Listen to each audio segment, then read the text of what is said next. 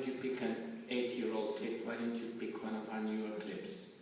Yeah, the one I mentioned about that we are now like underlining the voice of children, which is essential in our communication, which we are currently working at. So that's I mean, I think the ad as such is good. I mean, it did what it was supposed to do. Would you use it again?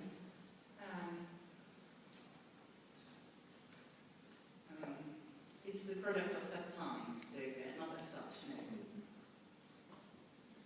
no. Okay. Before we go to Kristiina, I have to show something we have done as well. Probably when we were looking at I was thinking about this. I do remember it now, but this is something when you were asking why do you want to simplify the complex reality or complexity of reality, and this is something certainly one should remind, and I think World Vision is doing. I don't know, but this is my assumption, that whether you have a child somewhere, they need the infrastructure, so the community has to be healthy, your mother has to have basic health conditions, you need a school, you need a teacher, and so on. So this is this individual donorship, but at the same time you have to understand that you need a healthy community in order to give the child, whether it's a girl or boy, the chance to have a proper life, decent life. So this is something and that's why I think it's a product of its time. Yeah, because the donation doesn't go to a child, to a single child, it goes to the community, it builds up the schools and infrastructure. So once again, I would like to remind that talking about a single advertising campaign is different than talking about communication large, and we shouldn't get it here now because I'm not a marketing director. So.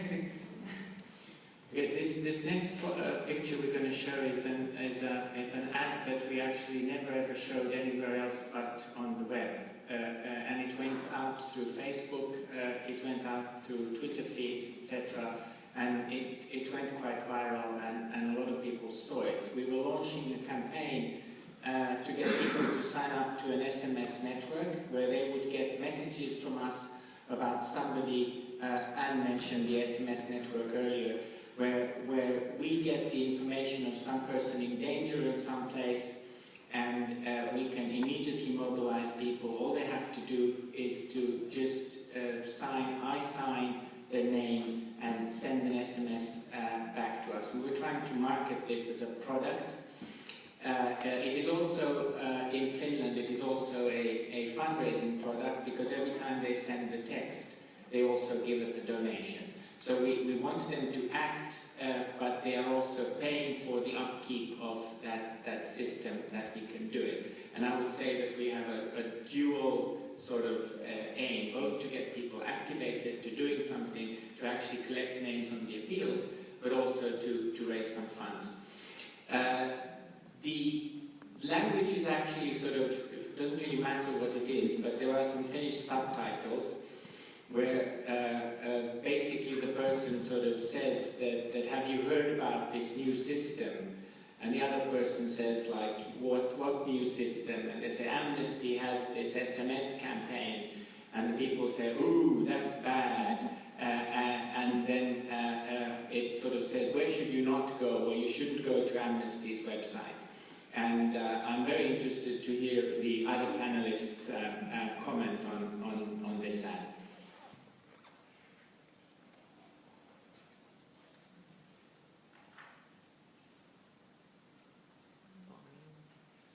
There's no sound.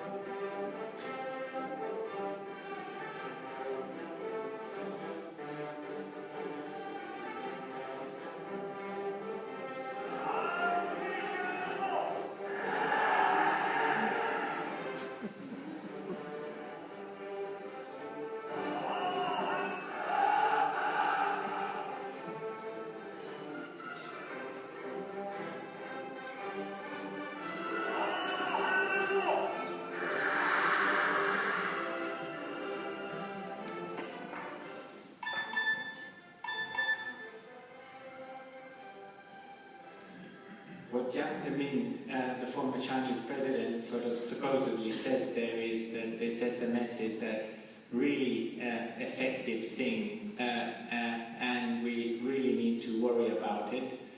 And then they basically say that you know, don't go to amnesty.fi, don't join this network. And then in the end he asks, where are human rights from? And then the answer is with an invective, it's just shit. And then in the end we say that you can save lives. But I'm very interested to hear my fellow panelists' comments on this.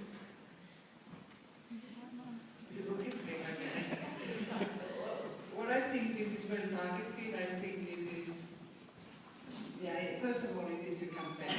This is not like, as I think Unna said, this is not a communication. This is a campaign for you guys. I think you are certainly the target group for this campaign. And most probably, I would imagine this is something people at least discuss about and maybe join in. I would imagine you get people to sign on that. This is my estimation. And ask, did it result in donations or tenders? No. People thought it was funny, but there was very little response to it.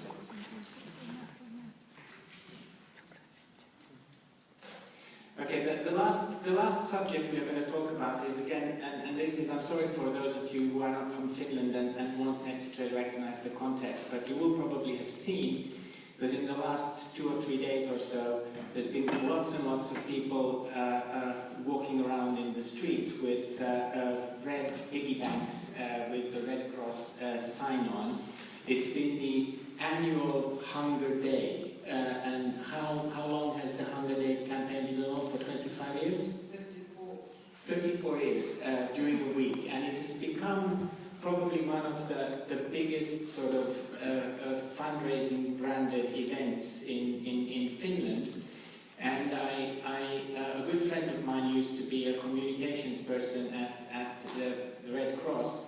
And she said after she had done 11 Hunger Days, she says, I have absolutely nothing more to say. I cannot sort of keep saying the same thing, doing the same thing, and I'm desperate. And I can recognize that feeling because at the same time I had been doing the communications for, I think, 11 or 12 Amnesty International's annual reports, sort of telling the atrocities of the world. And it's like, well, nothing's changed. It's the same sort of atrocities are taking place all over the place. And it's just sort of what kind of a communications message do you package that so that it sounds exciting again and again and again and again. And this year, I was, and I probably noticed it because I knew this panel was coming up. It was actually only branded as Hunger Day. There were no people, there was nothing. It was only sort of, now it's Hunger Day. You can join in and you can participate, you can sort of form a group to collect the money together, you can sort of get an internet account where you can sign up that money, but there was nothing apart from the Red Cross brand and the Hunger Day. Kristiina, how can you do this? I mean, how did you come to this kind of a conclusion? First of all, it is the whole brand image of the Red Cross, so it's well known. Secondly, we wanted to emphasize that there are crises and disasters going on, and we want to have non-earmarked money in order to be prepared to assist people in need, whatever will come. Secondly, thirdly, this is some kind of, we have volunteers and local chapters who feel like this is one way of mobilize people, giving them this individual chance to participate in doing something good. And before the 5-year friend was doing this campaign, we asked people to give us money. And after she left, we started to ask people to join us to collect money, and there is a difference. And that's why we didn't want to emphasize any crisis, not in Syria, not in the Philippines, not in People's Republic of Congo, but we wanted to say we want to be in place when something happens.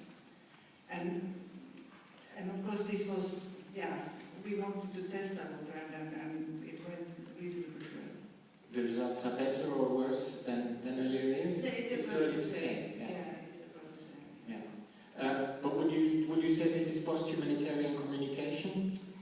There are no... It's really post-humanitarian communication because we didn't victimize anybody.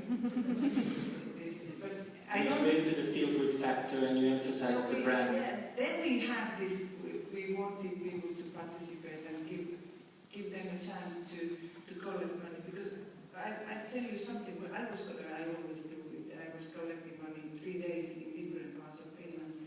And I've been doing it quite a long time, many times. So this was the very first time when most of our time went to talk with people. And it wasn't like where money goes, people don't ask it. I mean, we try to tell them this comes and they are not interested in it. But people wanted to share their own concerns. They wanted to talk to me. I mean, there is unemployment, difficult economic and financial situation, and so this is part of our some kind of a collective, not therapy, but collective walking and talking. So this was, in that sense, it was very, very exceptional fundraising event now. And it tells something about what happens in Finland. And I have to say that sort of my initial surprise, and I've been thinking about it for quite a lot, is that I quite like the fact that what you are doing is mobilizing people to go to the street and actually sort of have conversations with other people. Because in the digital world, and I think even in Finland, even though we are very wired, it is a completely different thing to have a chat on the web than it is to actually talk to people face to face on the street. And in that sense, how many people do you actually mobilize to go on the streets? It's 18,000 people walking. 15 to 18,000 people. That's good. And of course, all the other organizations are quite jealous about the fact that you can do this just with your brand. Or would Unna or Inka disagree? Okay. You've heard quite a lot from us, and I think it's about time we gave you some possibilities to comment or ask us questions. We have, I think,